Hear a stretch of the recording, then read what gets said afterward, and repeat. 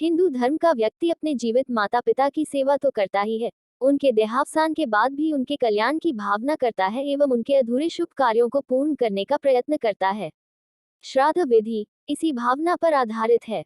पुराणों में आता है कि आश्विन गुजरात महाराष्ट्र के मुताबिक भाद्रपद कृष्ण पक्ष की अमावस पितृमोक्ष अमावस के दिन सूर्य एवं चंद्र की युति होती है। सूर्य कन्या राशि में प्रवेश करता है। इस दिन हमारे पितर यमलोक से अपना निवास छोड़कर सूक्ष्म रूप से मृत्युलोक पृथ्वीलोक में अपने वंशजों के निवास स्थान में रहते हैं। अतः उस दिन उनके लिए विभिन्न श्राद्ध करने से वे तृप्त होते हैं। गरुड़ पुराण में लिखा है कि अमावस्या के दिन पितृगण वायु रूप में घर के दरवाजे पर उपस्थित रहते हैं और अपने स्वजनों से श्राद्ध की अभिलाषा करते हैं। जब तक सूर्यास्त नहीं हो जाता तब तक वे भूख प्यास से व्याकुल होकर वहीं खड़े रहते हैं।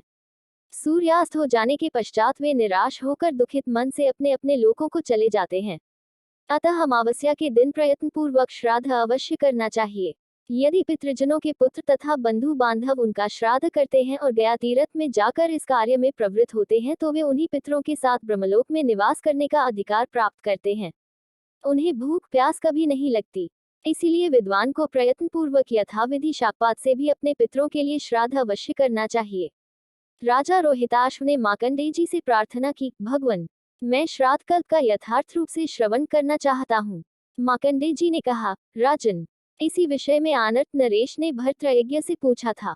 तब भर्तृयज्ञ ने कहा था, राजन, विद्वान पुरुष को अमावस्या के दिन श्राद्ध अवश्य करना चाहिए।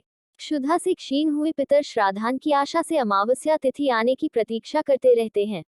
जो अमावस्या को जल या शाक से भी श्राद्ध करता है उसके पितर तृप्त होते हैं और उसके समस्त पातकों का नाश हो जाता है। आनर्त नरेश बोले, ब्रह्मन, मरे हुए जीव तो अपने कर्मानुसार शुभाशुभ गति को प्राप्त होते हैं, फिर श्राद्ध काल में वे अपने पुत्र के घर कैसे पहुंच पाते हैं? भर्तृयज्ञ, राजन, जो लोग यहाँ मरते हैं उनमें से कितने ही इस लोक में जन्म लेते हैं, कितने ही पुण्यात्मा स्वर्गलोक में स्थित होते हैं और कितने ही पापात्मा जीव यमलोक के निवासी हो जाते हैं। कुछ जीव भोगानुकूल शरीर धारण करके अपने किए हुए शुभ या अशुभ कर्म का उपभोग करते हैं। राजन, यमलोक या स्वर्गलोक में रहने वाले पितरों को भी तब तक भूख प्यास अधिक होती है जब तक कि वे माता या पिता से 3 पीढ़ी के अंतर्गत रहते हैं। जब तक वे मातामह, प्रमातामह या वृद्ध प्रमातामह और पिता, पितामह या प्रपितामह पद पर रहते हैं, तब तक श्राद्ध भाग लेने के लिए उनमें भूख प्यास की अधिकता होती है। पितृलोक या देवलोक के पितर श्राद्ध काल में सूक्ष्म शरीर से श्राद्धीय ब्राह्मणों के शरीर में स्थित होकर श्राद्ध भाग से तृप्त होते हैं, परंतु जो पितर कहीं शुभाशुभ भोग हेतु स्थित हैं या जन्म ले चुके हैं, उनका भाग दिव्य पितर लेते हैं और जीव जहाँ जिस शरीर में होता है वहां तदनुकूल भोगों की प्राप्ति कराकर उसे तृप्ति पहुंचाते हैं। ये दिव्य पितर नित्य और सर्वज्ञ होते हैं। पितरों के उद्देश्य से शक्ति के अनुसार सदा ही अन्न और जल का दान करते रहना चाहिए। जो नीच मानव पितरों के लिए अन्न और जल न देकर आप ही भोजन करता है या जल पीता है, वह पितरों का द्रोही है। उसके पितर स्वर्ग में अन्न और जल नहीं पाते हैं। श्राद्ध द्वारा तृप्त किए हुए पितर मनुष्य को मनोवांछित भोग प्रदान करते हैं।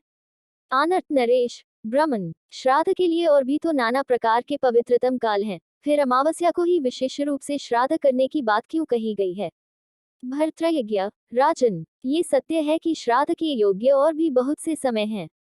मनवादी तिथि, युगादि तिथि, संक्रांति काल, व्यतिपात, चंद्र ग्रहण तथा सूर्य ग्रहण, इन सभी समयों में पितरों की तृप्ति के लिए श्राद्ध करना चाहिए। पुण्य तीर्थ, पुण्य मंदिर, श्राद्धयोग्य ब्राह्मण तथा श्राद्धयोग्य उत्तम पदार्थ प्राप्त होने पर बुद्धिमान पुरुषों को बिना पर्व के भी श्राद्ध करना चाहिए। अमावस्या को विशेष रूप से श्राद्ध करने का आदेश दिया गया है। इसका कारण है कि सूर्य की सहस्रों किरणों में जो सबसे प्रमुख है उसका नाम अमा है। उस अमा नामक प्रधान किरण के तेज से ही सूर्यदेव तीनों लोकों को प्रकाशित करते हैं। उसी अमा में तिथि विशेष को चंद्रदेव निवास करते हैं, इसलिए उसका नाम अमावस्या है। यही कारण है कि अमावस्या प्रत्येक धर्म कार्य के लिए अक्षय फल देने वाली बताई गई है। श्राद्ध कर्म में तो इसका विशेष महत्व है ही। श्राद्ध की महिमा बताते हुए ब्रह्मा जी ने कहा है, यदि मनुष्य पिता, पितामह और प्रपितामह के उद्देश्य से तथा मातामह, प्रमातामह और वृद्ध प्रमातामह के उद्देश्य से श्राद्ध तर्पण करेंगे तो उतने से ही उनके पिता और माता से लेकर मुझ तक सभी पितर तृप्त हो जाएंगे। जिस अन्न से मनुष्य अपने पितरों की तुष्टि के लिए श्रेष्ठ ब्राह्मणों को तृप्त करेगा और उसी से भक्तिपूर्वक पितरों के निमित्त पिंडदान भी देगा, उससे पितरों को सनातन तृप्ति प्राप्त होगी। पितृपक्ष में शाक के द्वारा भी जो पितरों का श्राद्ध नहीं करेगा, वह धनहीन चांडाल होगा। ऐसे व्यक्ति से जो बैठना, सोना, खाना, पीना, छूना छुआना अथवा वार्तालाप आदि व्यवहार करेंगे, वे भी महापापी माने जाएंगे। उनके यहाँ संतान की वृद्धि नहीं होगी। किसी प्रकार भी उन्हें सुख और धन धान्य की प्राप्ति नहीं होगी।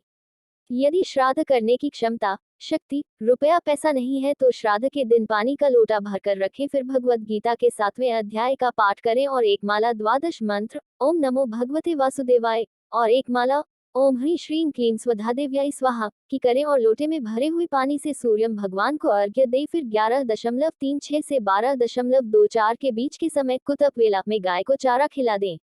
चारा खरीदने का भी पैसा नहीं है, ऐसी कोई समस्या है तो उस समय दोनों भुजाएं ऊंची कर लें, आंखें बंद करके सूर्य नारायण का ध्यान करें। हमारे पिता को, दादा को, फलाने को आप तृप्त करें, उन्हें आप सुख दें, आप समर्थ हैं। मेरे पास धन नहीं है, सामग्री नहीं है, विधि का ज्ञान नहीं है, घर में कोई करने कराने वाला नहीं है, मैं असमर्थ हूँ, लेकिन आपके लिए मेरा सद्भाव है, श्रद्धा है। इससे भी आप तृप्त हो सकते हैं। इससे आपको मंगलमय लाभ होगा।